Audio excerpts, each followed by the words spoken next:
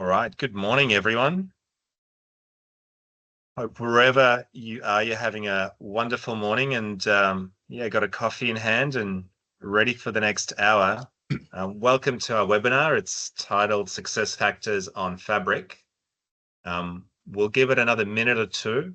Just wait for some of the other people to start filtering through, and we'll get started in a moment.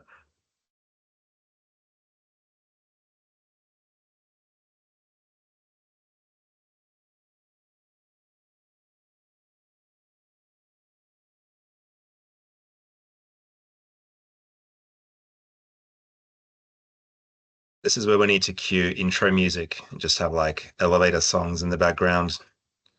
Now, for all the attendees, your cameras and mics are disabled for the time being. What we're going to do is, as we get started, if there are questions, we'll hold them at the very end, and we can let people chat if they want to talk through some of their scenarios as well. I think we're starting to get plenty of people trickled in. So Geoff, if you're ready, we'll get started. Yeah. Morning, Justin. Ready. All right. So thank you everyone for joining. I'm Artem. I'm the Director of Sales for Revenite, and with me is Geoff Morgan, who's the Director of Delivery and really heads up delivery for the entire business, and Eugene Bagtas, our Principal for Microsoft Fabric at Revenite. For those who don't know, we are a specialist data and analytics consulting company. We primarily work with enterprise and mid-market customers, really on helping them build their analytics capabilities and quite often mature their data platforms. The majority of the work we usually take sits across Melbourne and Sydney.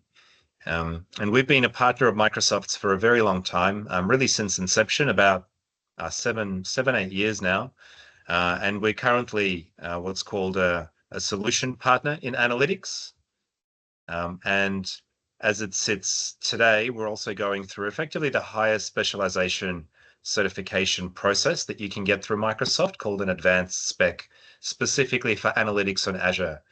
And luckily, through that partnership, we've been able to access some programs and projects with customers that really touch Microsoft Fabric quite substantially, right? It's a fairly new technology, and we've been lucky enough through the partnership and the good work we've done with our customers to now implement a handful of these Fabric implementations in production since it became generally available really earlier last year. So today's session is going to be recorded. It's a 1-hour session, and as I mentioned earlier, there will be question time at the very end. So there, you will start to see some polls come in on the way through as well. So yeah, feel free to contribute to those. We're going to try and let some of that insights as they're coming in just guide our discussion today as well. Now, for anyone that's got a little bit more time than just the hour, if you want to stay back and have a more in-depth discussion, Geoff, Eugene, and I will be available for a little while longer. So yeah, look, as I said, the idea from this webinar really came around through the past delivery, and a lot of these lessons learned have condensed into 3 topics for today. We're going to have Geoff talk a little bit about some of the architecture patterns that are available to you today and some of the design considerations that you might want to think through when picking the right architecture. Eugene's going to cover some of the cost, capacity management, and Fabric SKU sizing as well. And lastly, Geoff will close out by talking a little bit about how to manage code deployments in the platform once it's live. So what I'm going to do now is I'll kick off our first poll just to understand where your organization currently is in its Microsoft journey. So you should see it pop up in front of you. Can I just get a quick head nod from Geoff and co? Cool. So just before we get started, also worth sort of outlining that a lot of this, this sort of design thinking when it comes to patterns, it's not a new conversation, right? Customers have often faced into this constant discussion around data mesh, data lake, the more traditional sort of structured warehousing patterns, and there's been many implementations of them through the years with various vendors and technologies. But really, architecture choice always needs to be driven in consideration of the wider current and forward-looking business use cases. So while most of our customers have these really well understood needs around things like, enterprise operational reporting with just standard data batched out of source systems, pretty standard stuff, right? Some of them also look at things like ingesting near real-time data, tens of thousands of rows a minute in one of our customers' instances, from hundreds of IoT and distributed asset sensors. Others might have investment data that they need to bring in almost on an intraday basis, right? Might have really peaky workloads at end of month or driven by some quantitative research needs. So what do they need from an architectural patterns, right? And for the longest of time, you really had to make a firm commitment to a pattern and live with the pros and cons of it. But through Fabric and how it's evolved over time, you are now in a much better position where you can start to pick and choose some of the various benefits of the various patterns while minimizing some of the drawbacks of both. So what I'll do is I'll pass on to Geoff just to expand. And Geoff, if you want to start to take control. Yep. Great. Thank you, Artie. Morning, everyone. All right. So when we work with our clients in Fabric, the first architectural decision really is around, are you going to go to Lakehouse or Warehouse, or a hybrid of both? And at a very high level, a Lakehouse is a platform for combining your data lake flexibility and your data warehouse capabilities and handling structured and unstructured data. The warehouse is a high-performance structured data solution designed for seamless analytics and robust transactions. Within Fabric, there's also the Event House, which is really geared towards IoT, real-time data integration, and those type of things. We won't be covering Event House today in Fabric, but I'm happy to talk to people further on after this if they'd like to discuss what we've been working on there. So today's focus is, what's the difference between Lakehouse and Warehouse, and what do we see across our clients? Okay, so working with a number of clients, there's a number of key design decisions that keep coming up, and I'll just go through a list of the things we tend to talk to them about and the differentiators between Lakehouse and Warehouse and what you can do there. So the first one that comes up is really around the code base. What are your teams used to though? Are they used to working with PySpark and Scala or Spark SQL? If so, they're very much in the Lakehouse camp. Or are they more SQL centric, used to that SQL structured world? If so, that's very much the warehouse side of things.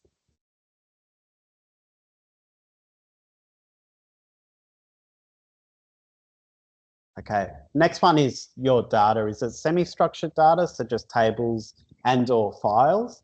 Then very much on the Lakehouse side, or is it structured data? So just tabled structured data very much suits that warehouse environment. And then security. Security is a big one. Within the Lakehouse, it is limited, but it's understanding what you can do in that space. And we can use role-based access controls to secure the Lakehouse. We can also, on the SQL endpoint, secure the tables down to row-level security. Within the warehouse, you've got a bit more capability. You've got object-level security, so you can secure it from tables, views, down to stored procedures. You've also got column and row-level security as well within the warehouse.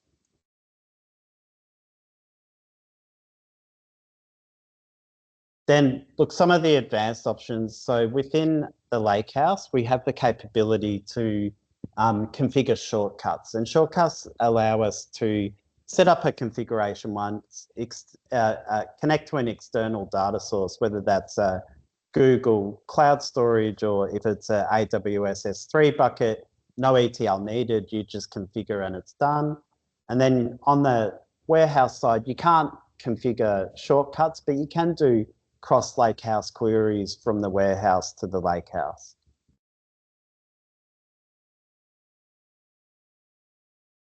The next one that comes up a bit is table replication.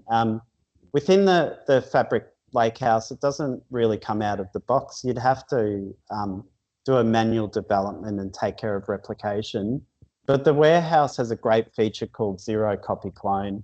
And what that allows us to do very easily is make a metadata copy of your tables, put it in its own schema, isolate and secure that schema so people can play with an isolated environment of production data without affecting the actual production data. And that takes just a couple of minutes to set up. That feature is becoming more and more popular with our clients. And then the next one is schema evolution. So schema evolution works really well with a little bit of notebook scripting in Python, PySpark in the Lakehouse, where we're able to cater for, you might have a source table and someone's added a new column. With setting up schema evolution with a simple bit of code, it will just continue to keep working as part of your data integration processes. It won't break, it'll just evolve with that change schema as it comes in. Not quite as simple on the warehouse side. We typically would take care of that through some manual development and working with pipelines. The next one that's becoming quite popular is within the Lakehouse, the ability to use notebooks to work with API endpoints and develop there. Quite a bit easier to do than the warehouse side. So different interface, but we can do API integration development through pipelines to cater for that on the warehouse side. Now, what I wanted to talk through next was when we go through architectural considerations with our client, I wanted to walk through an example where we've worked with a client in the health services industry. And what we tend to do, there's a lot to think through and get right to determine what's going to suit your organisation and your use cases. So we go through a list of our considerations on the left, and then we determine on a bit of a sliding scale, does the item on the left, where does that sit within the warehouse and Lakehouse capability? So if I go through this example, first we look at the users. So are your BAs and your analysts, their capability around Spark and Python or SQL? And in this case, we had a bit of, between their business, they had people who are comfortable in SQL and people who were comfortable with Spark. Oh, sorry, I've skipped ahead a bit there. Look, data team capability, they were very comfortable with the Spark and Python capability. And then their analytics requirements, look, they didn't have any machine learning, advanced analytics use cases, but they did have a lot of analytics, BI and operational reporting. So very more favored towards the warehouse side. The data mix, they did have a mix of unstructured, so file data, as well as structured table data. Schema evolution was of great value to them. They did have some changing tables and they wanted that capability to not have to worry about it. Replication needs, zero copy clone, especially in the production environment, and large tables was of high value to them. So that very much fitted to the warehouse side.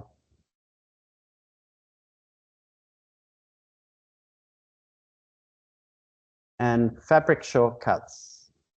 They did have use cases where they wanted to be able to use the shortcuts, connect to external storage.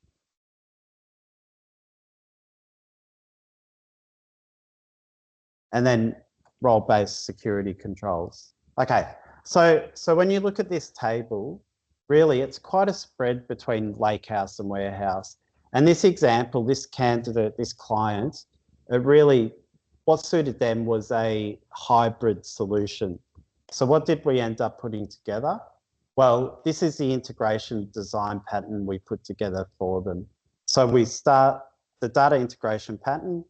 We had the bronze and silver layer in the Lakehouse. And within what this enabled them to do was cater for structured and unstructured data, that they could cater for schema evolution, cater for working with API endpoints, land their data in the bronze layer, in the raw layer, retain that like for like, the technical team were very familiar with Python and PySpark, so they were able to utilize notebooks and normalize and curate their data in the silver layer.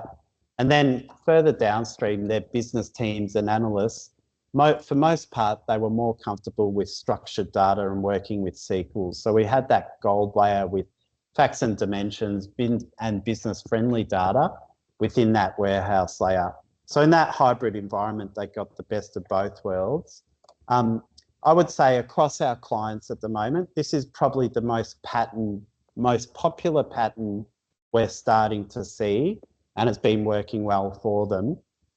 In terms of, you know, if you're just on this journey, you're not sure where to start, Lakehouse or warehouse, we would typically recommend you could always start with your bronze layer in the Lakehouse. And why this might be a good idea is the ability to, out of the box, cater for both structured and unstructured data is appealing. The ability to use schema evolution or work with API endpoints becomes that little bit easier if you start your journey within the Lakehouse.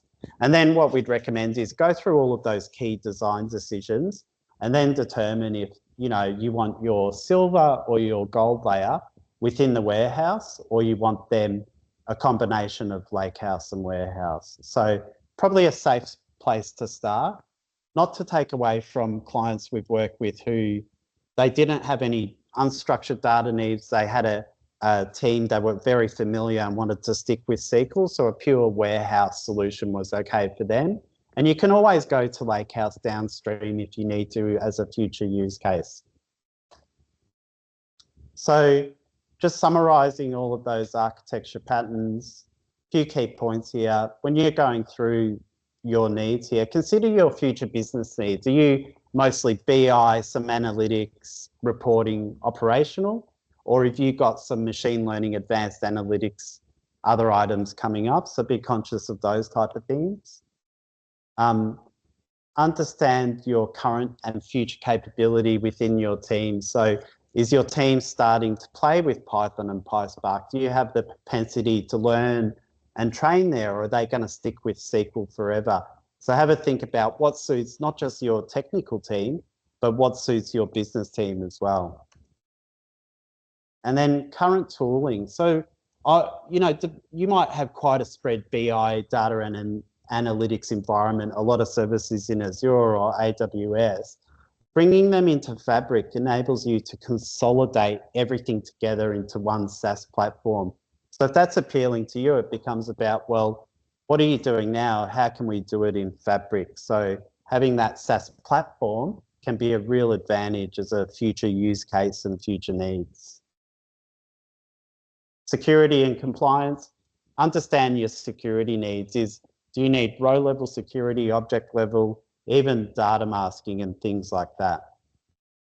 And then finally, the Fabric roadmap. So Fabric's getting better and better, and there are some limitations in areas. So being aware of that Fabric roadmap and what's coming out when can be helpful to some of your use case. Look, so I hope that makes sense. And now I'll pass it back to Artie.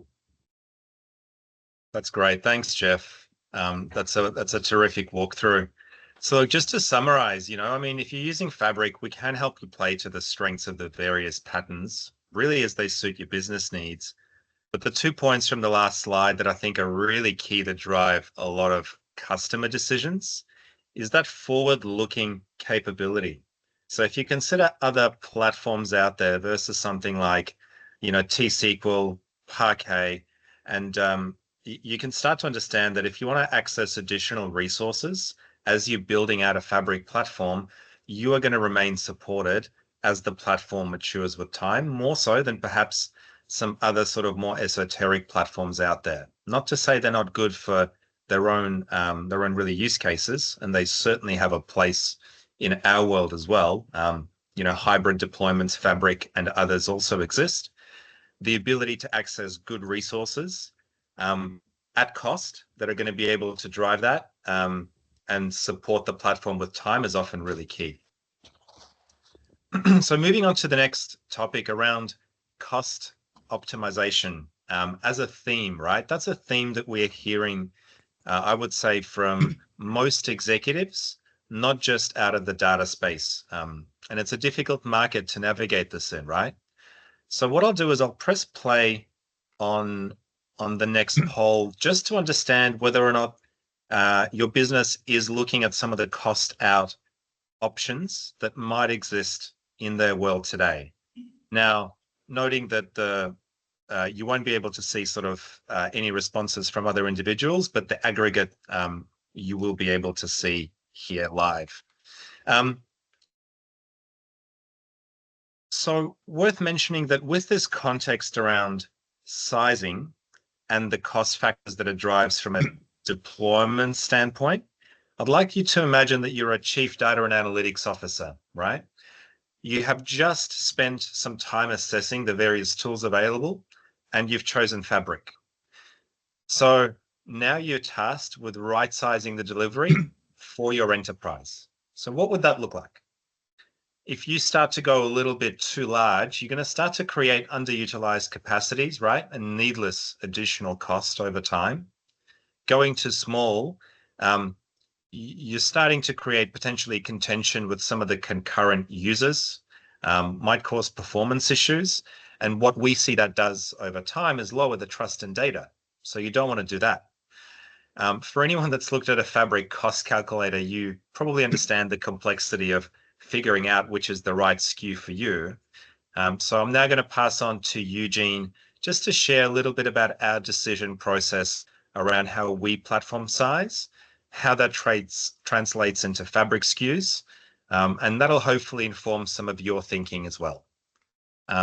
Eugene, over to you. Okay, thanks, Artie. Okay, so good morning to all of you. For this morning's session, I'll be covering the following. First is an introduction on some foundational concepts around licensing and cost calculations for Microsoft Fabric, the different Fabric pricing models, how Fabric licensing aligns with Power BI licensing, some example scenarios for calculating costs, and strategies for optimizing costs within Fabric.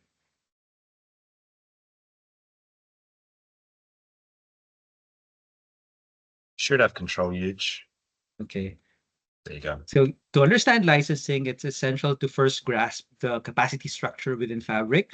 So Fabric's capacity structure is organized into three main layers. You have tenant, capacity, and workspace, each serving a distinct role in resource management. The first layer is tenant. It represents the organizational unit within Fabric, typically corresponding to a company or domain. While most organizations use a single tenant, larger ones may use multiple tenants to segregate functions, such as commercial and specialized operation. The second layer is capacity. Within each tenant, capacities are resource pools allocated to specific functions or regions, measured in capacity units or CUs that determine the processing power, which can be adjusted depending on compute needs. So in our example, the image that you're seeing right now on your screen, retail company A may create capacities for the US, UK, and Germany, while retail company B assigns capacities for regions like Germany, France, and Italy. And then the third layer are workspaces.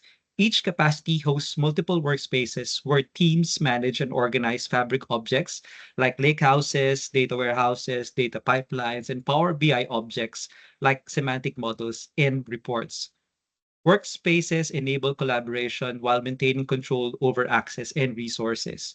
So in our example, retail company A's US capacity includes workspaces for marketing, sales, and finance, while retail company B's Germany capacity supports tailored workspaces for finance and sales. This brings us to the discussion about Fabric SKUs. SKUs are the building blocks that define the scale and performance available within each capacity, tailored to diverse workloads. SKUs like F2, F4, F8, and beyond scale from the entry-level workloads to enterprise-grade capacities, such as F2048. Fabric SKUs, though, differ significantly. If you can see from the table there on your screen right now, they differ significantly in terms of capacity and cost, making it essential to be practical when selecting the most viable option. The best starting point is really to assess what is feasible for your organization by considering the following factors and characteristics that influence capacity requirements. The first factor is data volume and storage needs. Data volume directly affects required capacity, especially for data lakehouses, warehousing, and engineering requirements. Higher capacities like F64 and above suit large data stores or high daily ingestion requirements. Metrics like hot data size or the frequently accessed portion of the goal layer of the data platform directly affects the capacity needs. The second factor is user concurrency and activity. Handling simultaneous requests is critical. So metrics like concurrent queries and daily active users help gauge demand. So for higher concurrency requirements like 50 to 100 users accessing large reports at the same period across several points of a business day may require F32s or F64 to avoid bottlenecks. The third factor is processing frequency. Processing needs such as batch ETL, real-time ingestion, or frequent Power BI refreshes dictate capacity. Frequent operations such as multiple daily ETL runs, let's say 8 times per day, require higher capacities like F32 or above to avoid capacity throttling. The fourth factor is workload complexity. Microsoft Fabric supports various advanced analytics and data science capabilities, which require greater compute power. So, for example, if your use case include complex data transformations or machine learning models, you'll need higher capacities to manage these resources effectively. Data science usage and batch scoring models are types of workloads that add processing overhead, especially when multiple models are trained or scored daily. And then real-time data requirements also are another factor to consider, especially for organizations working with Internet of Things, our IoT data, or real-time event processing. In Fabric, the real-time analytics can be demanding, especially if there's a high frequency of data ingestion or multiple event streams running concurrently. Lastly, you have service hours and usage patterns are also critical factors when selecting the appropriate Microsoft Fabric SKU as capacity is built based on usage. It's essential to ensure that the chosen SKU can handle both unattended processes and user interactions to meet demands effectively. Additionally, capacity availability can be configured for specific hours, allowing it to be paused during off-peak times, which further optimizes expenses while maintaining necessary availability. To make the Fabric SKU concepts and the capacity planning factors more tangible, let's go through a real-life scenario estimating the required capacity for a typical modern data warehouse solution. This scenario is based on an actual use case we encountered with one of our clients in the education sector. So we'll start by visualizing the architecture. In terms of data sources, they had like APIs, databases, and files which flow into the bronze layer, where raw data is ingested and stored. From here, data is transformed into the silver layer where cleansing and enrichment processes take place, making the data ready for further analysis. And then finally, the gold layer represents the curated and optimized data ready for reporting. The gold layer then serves the data into Power BI reports and query tools by the end users. To further ground this discussion into specifics, let's define the core environment parameters for this modern data warehouse setup. In terms of the ETL and batch processing, the system processes data from 8 sources with 40 source tables updated daily through the data pipelines that have been set up within Fabric. And then for data storage and processing, the setup includes 500 gig of production data, with 20% classified as hot data, requiring frequent reprocessing in the gold layer of the data warehouse. And then for capacity operations, for this scenario, we have a 24/7, 5 business day uptime for the Fabric capacity. And then we fine tune the configuration further based on specific workloads and use cases. So in terms of data engineering, Spark is utilized for data preparation at the bronze and silver layers. In terms of regarding Power BI usage, we have approximately 20 report creators and 150 report consumers. And then for this case, real-time analytics is not required. So with these inputs, we are able to estimate the Fabric SKU capacity for 3 usage scenarios, which are the lean, average, and peak scenarios. So each scenario represents different workload intensities, helping us choose the most cost-effective SKU without compromising performance. In the lean scenario, the F8 SKU can handle the workload with around 60% utilization rate. This ensures sufficient capacity for very minimal activity periods. Although for daily operations where workload demands are higher, the F16 SKU strikes the right balance. The F8 SKU could still handle this load, but at an 87% utilization rate, leaving little margin for additional processes or growth. The F16 SKU operates at a comfortable 48% utilization, providing the flexibility to handle workloads consistently without performance risks. During peak demand days, though, the system has handled surges in activity. Scaling up to an F32 SKU becomes an option, as it is able to maintain a 51% utilization rate and accommodate heavy workloads without throttling. For this scenario, the F16 SKU was the recommended choice as it balances regular operations efficiently while offering scalability for peak periods. What made this particularly impactful was the calculated cost for the selected fabric capacity.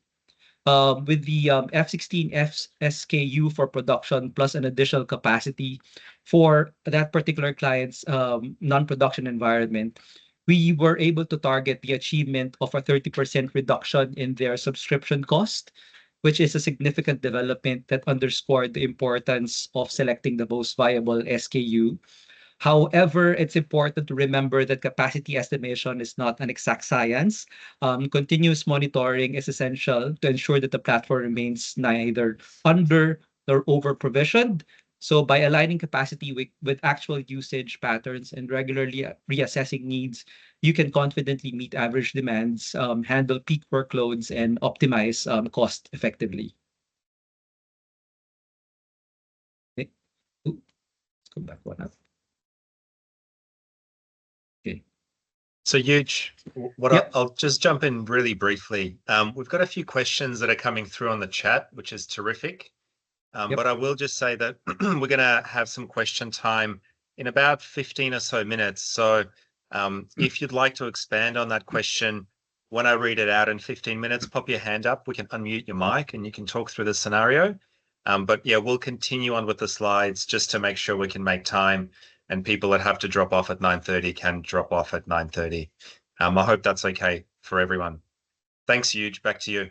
Okay, so one key scenario organizations are also eager to discuss is how Fabric and Power BI licensing options intersect, especially since many already have Power BI licenses. So Power BI's licensing options still include Power BI Pro and Premium per user. They are still available and still well suited for teams focused mainly on reporting, sharing, and collaboration. So while these options are effective for reporting, of course, they don't provide access to Fabric's broader data capabilities. So for complex data storage, engineering, and analytics, plus extensive reports authoring consumption capabilities, a Fabric plus Pro setup would be required. So relating back to our F16 example in the previous slide, this would require the provisioning, of course, of a Fabric capacity, and also the need for at least Power BI licenses for both reports authoring, publishing, and consumption. So this is so because F32 and below Fabric SKUs don't include Power BI Pro consumer access. So these SKUs require additional licenses for users. So for our scenario, we would need to add 150 Power BI Pro licenses at $50 per user per month to the F16 SKU, which costs 3,561 per month. This brings us to a total of 5,811 per month or 69,700 annually in terms of total subscription cost. Another Power BI licensing that is significantly affected by the introduction of Microsoft Fabric is the Power BI Premium Dedicated Capacity Licensing. With Microsoft consolidating its offerings, Power BI Premium per Capacity SKUs or the PSKUs will retire on the start of the coming year, requiring organizations to transition to Fabric capacity. Organizations are entitled to transition from the P to the F SKUs, let's say a P1 SKU can be transitioned to an F64 SKU for the same cost. Although this would allow them, of course, to leverage the more advanced capabilities of Fabric while maintaining the extensive reporting functionality of Power BI. The transition process is straightforward with tools available to reassign and migrate workspaces seamlessly. And also, notably though, F64 SKUs and above include the Power BI consumer licenses, with additional licenses only needed for the report publication requirements.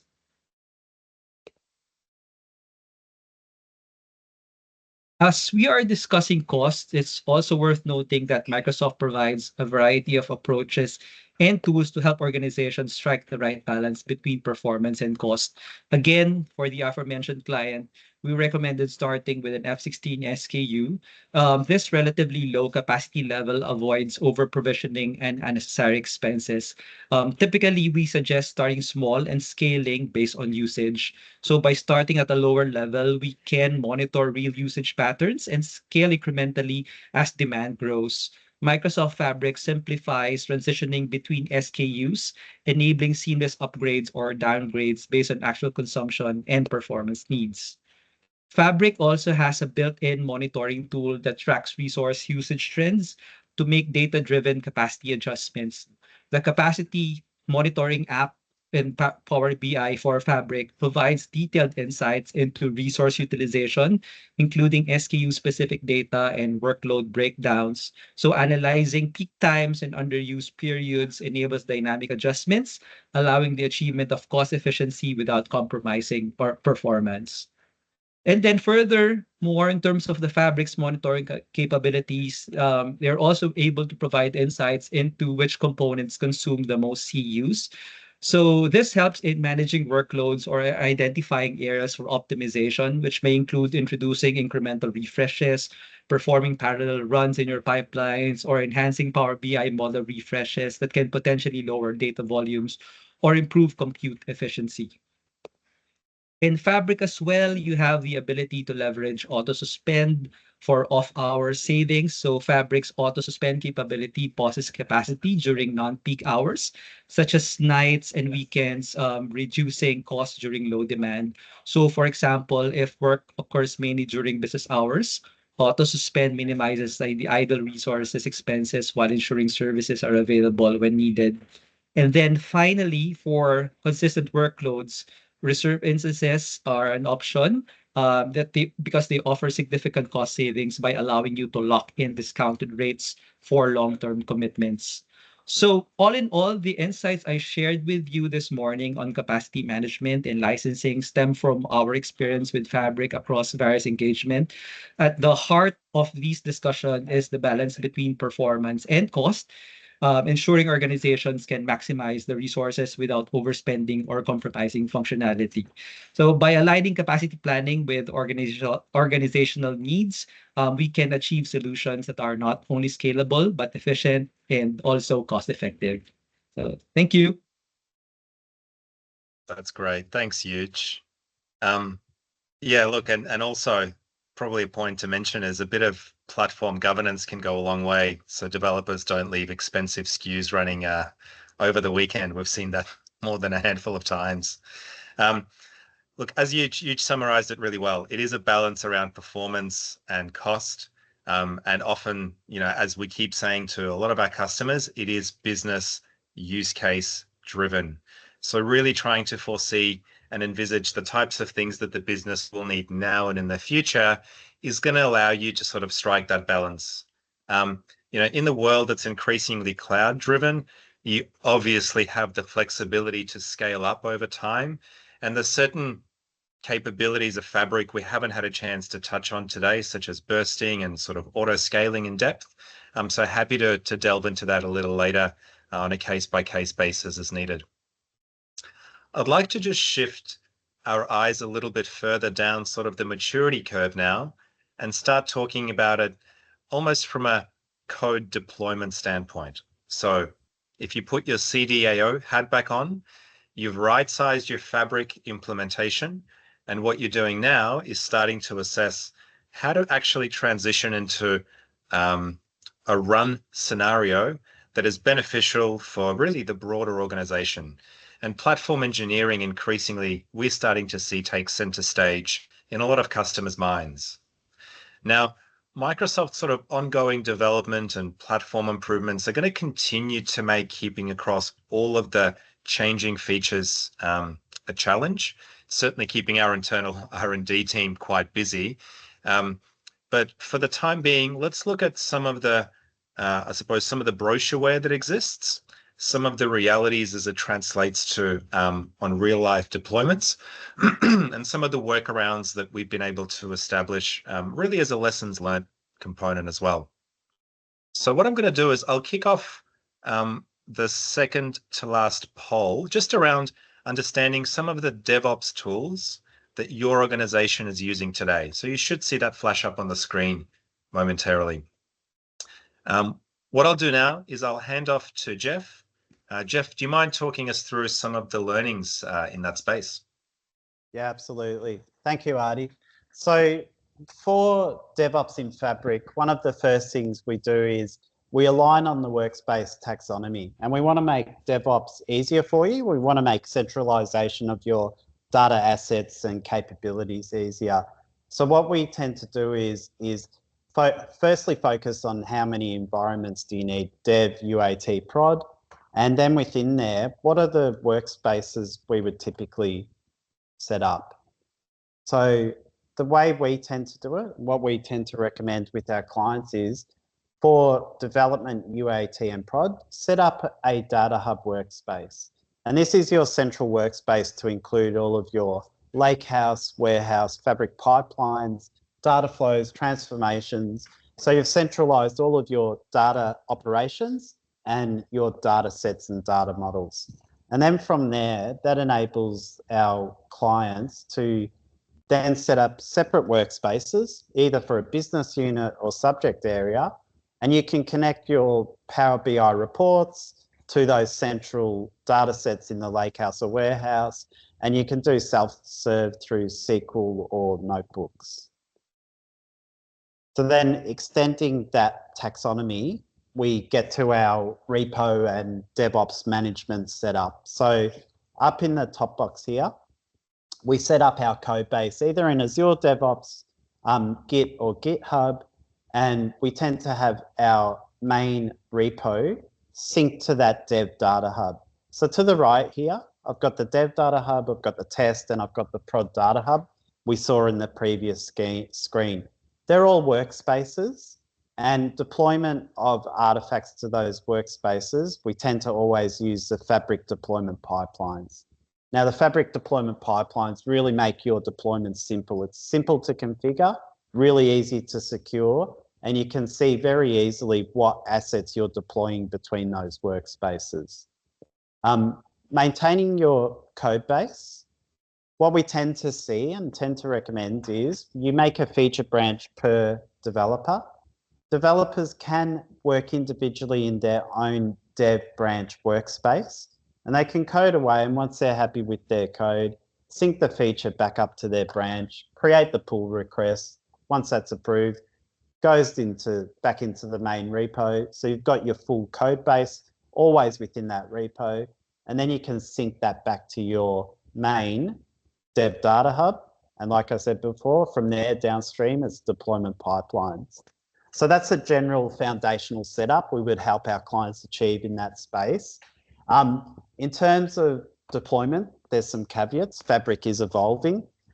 So I just want to talk to some of those caveats and our approach to doing that practical deployment between workspaces.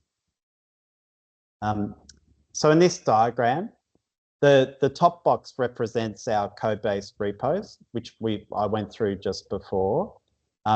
And you can see I've got the main branch and we've got the dev, UAT and prod workspaces. And then I've got a dev branch. So I've got an individual developer working on notebooks, Power BI, models, pipelines, warehouse and data flow. The core caveat here from a DevOps point of view is for Dataflow Gen 2, it's not yet available in deployment pipelines. So to deploy that in between workspaces, we've got a bit of a manual workaround where we export that Dataflow Gen 2 into a PQT file format. and then we import it to the target workspaces as part of the deployment process. But we always maintain that code within the GitHub repos at the top. So you're not going to lose your code, but you do have a bit of a manual workaround here. Similarly for warehouses. Now, warehouse is still in preview, and you can use deployment pipelines to move your warehouse tables, views, stored procedures in between workspaces. However, the caveat, and what we uncovered was this: if you've got a table change and you deploy that with pipelines between workspaces, it will do the change, but it will overwrite your data. So, you know, in some cases, clients have hundreds of millions of rows of data in their target table. So for that to be blown away through DevOps is pretty much not acceptable. They don't want to have to reload it and spend the time doing that. So what we recommend as a workaround for warehouse at the moment is we use Azure Data Studio, and you can do a schema compare between a warehouse in one workspace to a warehouse in another workspace. You can generate the deployment script, and then you can apply that script to the warehouse, target warehouse in your target workspace. So they're the two caveats. Everything else we would deploy through deployment pipelines. Okay. The other thing to keep in mind is restore points. You want to be able to roll back. You need a rollback plan. So within a warehouse, it's really easy to go into the warehouse, go into the configuration, click on restore points, give it a good name. You've got a restore point of your warehouse should something go wrong. Within the Lakehouse, a little bit different. Look, under the hood, it's all Delta Lake. So you can use your restore to prior version scripting, get to a prior version of a table. But you also, if you want to be more advanced than that, you would have to develop another pipeline and processing to move those Lakehouse artifacts to another Lakehouse. I haven't had a client need to do that. They're typically okay with the restore to prior version and the warehouse restore points. And so far, no trouble. So, but something to be aware of. And then just a few summary items when it comes to code deployments in Fabric. Remember, warehouse, we recommend do it via Azure Data Studio for now. Dataflow Gen 2, again, a manual workaround, so export and import of that file. Yes, always maintain your code either in Azure DevOps or Git repos. Utilize deployment pipelines in between workspaces where you can, and manage your restore points. So I hope this is foundational elements of setting up DevOps in Fabric, and we've seen it work quite well across a number of clients. So I hope you found that summary information and detail useful. Over to you, Artie. That's great. Thanks, Geoff.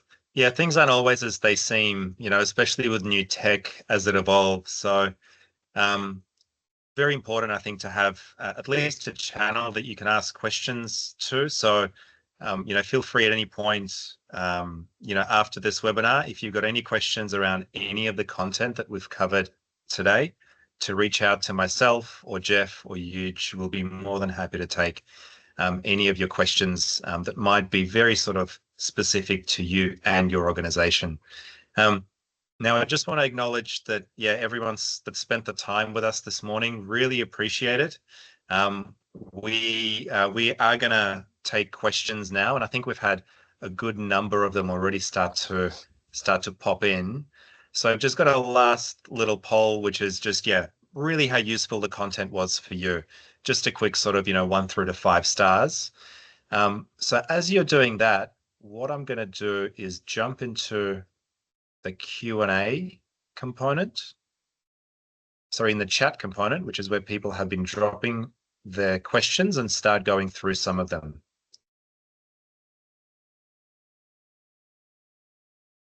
So one of the questions that we had was around slide sharing, and we will absolutely be able to share slides on a sort of as requested basis. So you can get our details from the webinar.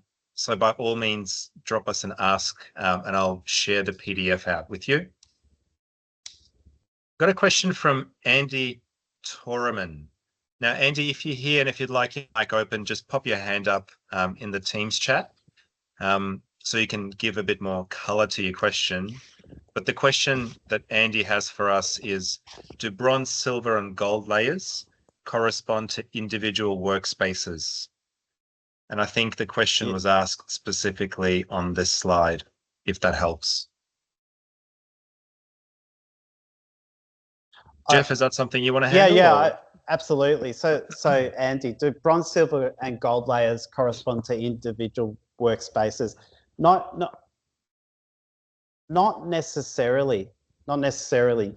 So you could have, I think DevOps plays a part here. So in the development, a dev workspace for your data hub, you can have multiple lakehouses in there or multiple warehouses. So you could have a lakehouse for bronze, a lakehouse for silver, and lakehouse for gold. And then you can apply role-based security access controls across those lakehouses or warehouses. And look, that's something we would work through with you and get that design right. But in terms of management and maintenance, what we do tend to see and recommend is less workspaces where you've got to do all those data transactions and transformations and more. The more workspaces you have, the more main repos you're going to have for your DevOps as well. So you've got to get that trade-off right. So we tend to reduce workspaces where we can to keep it practical. But again, we go through your use cases and we'd work through that with you. If I may add, for a few cases as well, we also do separate workspaces, let's say for the Lakehouse and warehouse objects, and then do separate workspaces for Power BI objects, as there would be a different set of access control requirements that are required to be defined against the models and reports. So that's one viable setup also in the context of workspaces. That's great. Thanks, guys. Andy, I hope that helps.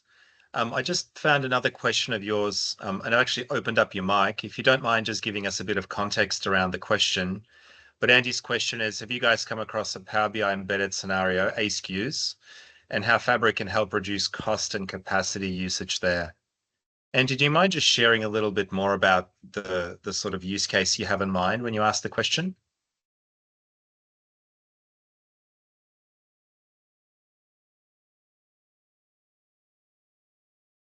Putting Andy on the spot. No problem. So thank you very much. Right.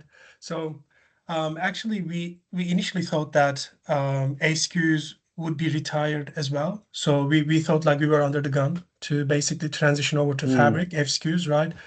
But then I think there's a bit of a controversy, or I don't know like what's the latest on that, but as far as we know, right, the latest is ASKUs won't be retired in the immediate term, right?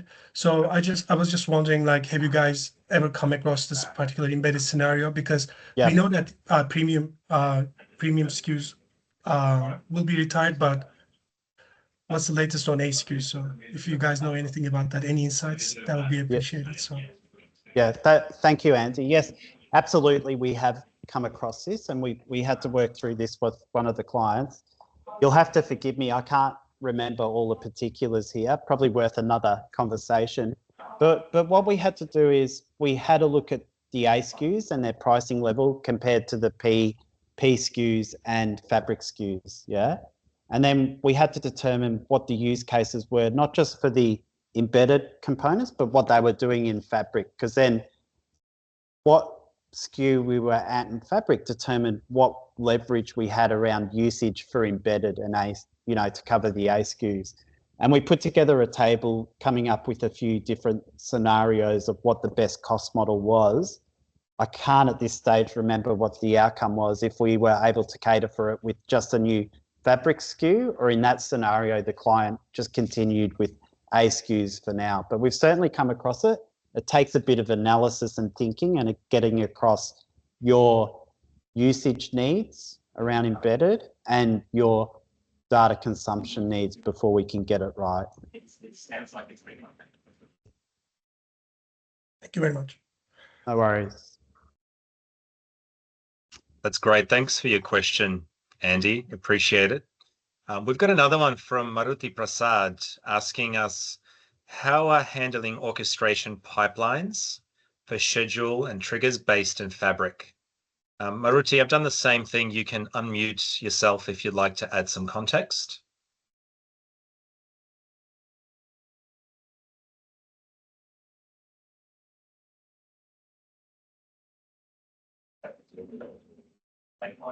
Maybe we'll pass to you, Geoff, to handle that queue.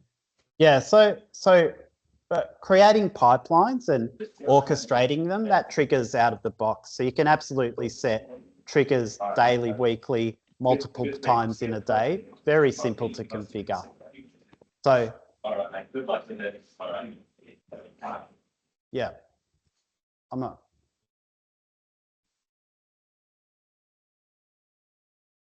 Maruti, does that answer your question? Or were you wanting to talk a bit more about the particulars? I can hear you now. Okay, yeah, sorry. So I couldn't unmute myself, and yeah, I'm not feeling well. My voice is not clear. Regarding the orchestration in Fabric, like, is there any kind of automation that we can do for triggering the pipelines? Like, I have done a couple of things in ADF, like where you can automatically trigger the pipelines, and then you can get all the like execution information, when it started, when it ended. You have to know like which pipelines are successful, which are failed, and you need to know what are the upcoming scheduled pipelines for tomorrow or day after tomorrow, you know. So you need to have that kind of a framework or Power BI dashboard where you can see all the information for the team.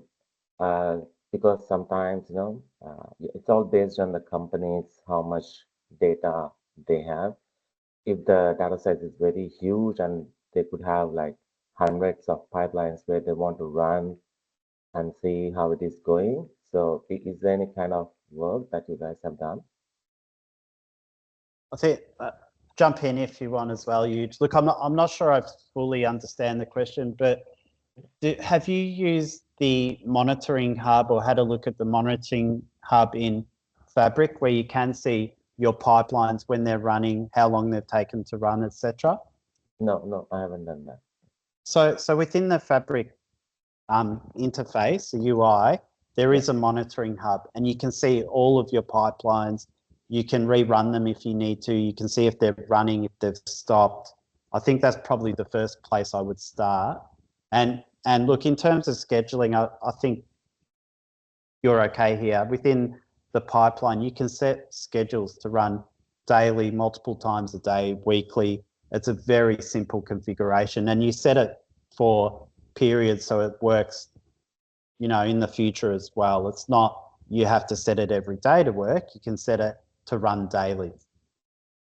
Yeah. Okay. Cool. Did that help or?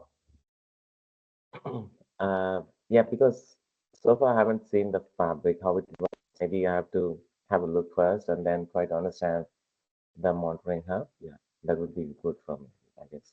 Yeah, I think if you have a look at that, you'll get a lot of the details you were asking about. Yeah. Do you have something to add, Huge? Yeah, because Maruti mentioned that he's had the experience with ADF. It's the data orchestration, data pipelines development in Fabric is pretty much you'll be very comfortable because it's almost exactly the same as what you have in Azure Data Factory, both in terms of the triggering. And also in terms of monitoring, the monitoring would be a little bit different, but it pretty much gives you the information that you need in terms of knowing which are executing and how long the pipelines are actually running. So those information would be available. Thanks, Huge. Yeah, I think at the highest level, Microsoft feels like they're aiming for feature parity with a lot of the old, let's call it the outgoing stack around things like ADF, standalone, and Synapse and data flows. And as they're getting baked into really under the Fabric umbrella, that feature parity seems to be a bit of a guiding principle for them releasing features. So if you have experience with ADF, as Huge said, you will find the experience in Fabric relatively easy to pick up and fairly familiar and intuitive, with some minor changes and tweaks.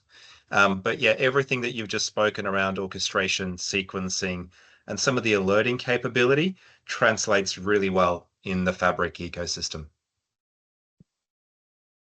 Thank you. Thanks, Andy. We've got another one. In the scenario where you have multiple data flows, what considerations should we have when we use them in the same pipeline, specifically to make sure capacity usage is optimized and refreshes on the data flows don't fail? Huge, I think one for you. Yep. Based on my experience, it's really because what really eats up the capacity or consumes the capacity is really, of course, once the number of times your pipelines are actually executing. So there's one scenario that we actually had to run like every 15 minutes and actually killed the capacity. So it's really more in terms of the number of times your pipelines are running, but also in terms of the volume of data that's really being processed in those pipelines. So of course, in terms of being really optimizing your the number of data that's the volume that's being processed, and then of course if you can do parallel runs, if you can do incremental refreshes, so avoid as much as possible the full refreshes of data. So those would be the different types of like approaches that you can do in really in terms of like managing the execution of the pipelines, and of course in terms of really avoiding capacity throttling. Thank you very much, Eugene. I got another one, but if we are running on time, so it's totally fine. So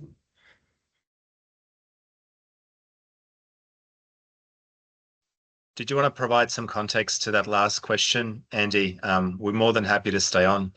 yes, absolutely. So like our use case is super suitable for incremental refresh, which is a preview feature at the moment, right? And like I have been testing incremental refresh, but one thing I was able to come across, right? Like I was able to isolate the refreshes on my data flows, right? And what I did was like I just used one table in each data flow, right? And I implemented incremental refresh, right? And with incremental refresh, where I use created date and modified date and time, right? It's basically, it takes considerably longer and it's eating up more CUs, right? And I raised that actually on a Reddit thread, and the guys basically said like, your modified date, is it indexed, or like, are there some more complex considerations that we need to have when we use modified date and incremental refresh? Like, or have you guys come across any benefits when you have utilized incremental refresh in terms of CUs and the refresh duration? Huge, do you have anything for this one, or? Yeah, my first question is really in terms of you're using data flows or Data not flow Gen 2, data. yes. Data flow Gen 2. Okay. Yeah.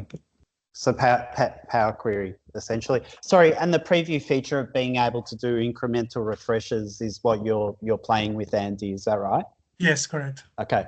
And you're finding, even though incremental refresh, you know, you set really the idea is you get the delta records, just the changes from your source. So your data set, in theory, should be smaller and the processing of that should be quicker.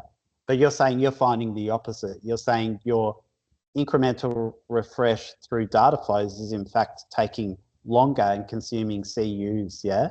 Yes. Okay, so look, interesting use case, not one I've seen yet. And in scenarios like that, it's almost, we'd have to have a look under the hood, have a look at the data you're bringing in, how many rows is it, you know, all of that stuff before I could give you a logical answer. But from a practicality point of view, incremental refresh is meant to be a bit more faster because you're working with a smaller data set at a very high level. Yeah. So yeah, that one I'd have to have a really good look at before I could get a good answer for you. Yeah. Awesome. Yeah, possibly one for a follow-up. Yeah. Thanks, Andy. No worries, guys. Thank you so much. All good. I don't have any more questions sitting in the chat. So if anybody would like to ask one, feel free to pop it in the chat or raise your hand. We might give it a minute.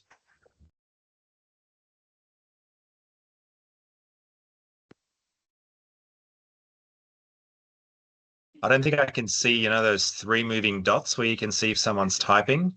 So we might have a flood of questions coming in. Everyone's looking at our screen, waiting for us to wrap this up. I just want to take this time to say a big thank you for everyone for sticking with us, and hopefully you found the content of today really useful. Just to reiterate what we said before, if you would like any follow-up sessions, please reach out to either of us. We're happy to go in and talk through some of the more advanced use cases that we've seen as they apply in your world. Anybody that would want to drop us an email, I'm happy to share the slides once this concludes alongside the recording link. I think we'll call it here, everyone. Thank you, Geoff. Thanks, Eugene. Thanks everyone. Thanks for Thanks, joining. everyone. Have a good rest of your day. Have a good Bye. morning. See you later.